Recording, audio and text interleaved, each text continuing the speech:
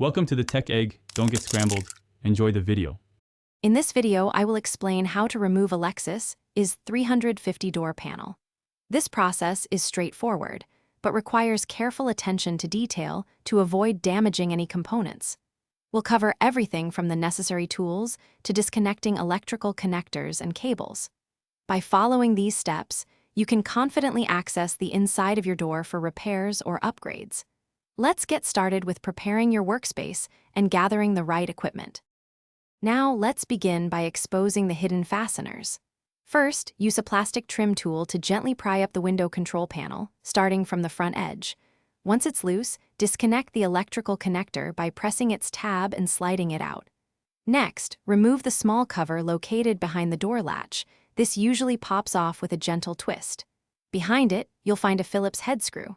There's often another screw at the bottom of the door pull handle, sometimes hidden under a felt pad. With all the screws exposed, use your Phillips head screwdriver to remove them. There are typically 3 to 5 screws in total. Once the screws are out, it's time to release the plastic clips holding the panel to the door frame. Use your trim removal tool to gently pry around the edges, starting from a corner.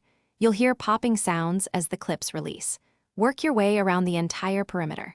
After all clips are free, lift the entire door panel straight up to clear the window seal. Finally, with the panel lifted, you'll need to disconnect the door handle and door lock cables. These usually have a ball-end fitting that slides out of a slot.